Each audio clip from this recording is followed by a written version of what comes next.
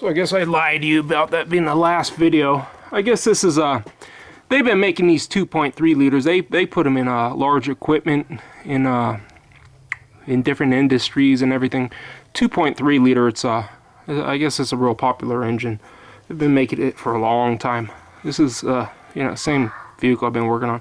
I was looking in the manual, and it says in order to take off the valve cover gasket, you gotta remove the pipe back here. It's the pipe. You see that pipe that runs right there?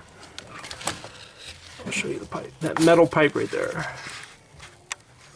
That metal pipe. Okay. That metal pipe runs up here to the EGR. Then it runs down to the exhaust. It's for the EGR system. It says to remove that, and I just didn't want to remove that because it looks like it's a pain in the ass. It's all rusty and it's hard to break it loose, and then, you know, chances are those wires that are connected to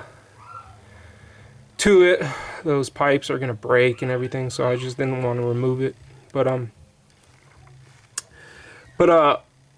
I removed it without removing that. Like I said, sometimes the manual tells you to do something, you could do it without it. What I did was I just took the camshaft sprocket off, and it's still a pain in the ass. You got these wires in your way. I mean, you know, it's difficult to do, really. You know, it's difficult to do. So yeah. Anyways, this is what you got to remove. You got to remove the that piece right there. There's an 8mm screw, and then there's 4 10mm holding that throttle body on. The ones on the bottom are a little more difficult to get to. And then I just took the camshaft sprocket off. That's a 19mm bolt, and then took the timing belt off, and then it was still a struggle, even though it was a struggle getting that oil pan off. But I got it off without removing that the EGR tube. So I think that may help somebody, because they're still making these engines, I believe, and they're probably still put in here the same way. So anyways, I got that off without removing that EGR. And if I could do it, you could do it. Save me some time, but you got to take everything off in the front here. In other words, I already had all this stuff taken off the front, but it'd be a good time, while you're doing your timing belt, be a good time to change the valve cover gasket, because the valve cover gasket always, there's no valve cover gasket in any vehicle that's going to last the lifetime of the vehicle. So you might as well just change it, I guess, when you're doing this. Do everything. Do the spark plugs, do a tune-up basically, do the spark plugs and the wires. To get back there, you can see the spark plugs some are way back there. So, you know, it'd be a good idea to get back there and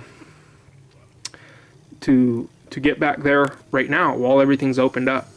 Just, I would, if you're doing your timing belt, I'd do the valve cover gasket and do the spark plugs at the same time.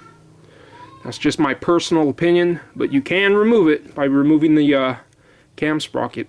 So anyways, I said it was gonna be the last video because I just got to hit this thing. I don't have time to be videotaping it. They're gonna pick it up this week, so I got to get it busted out and get it out of here. Anytime you do big jobs like this, you got to tune everything in. You know, you might have a little leak here, a little leak here, tighten this, loosen that. So I got to make sure I got everything dialed in. I just changed that right there. I got a screwdriver. Stuck it in here, banged it in there, and popped this out for that. But anyways, like I said, valve cover gasket comes off without taking that EGR tube off, but you got to take this off.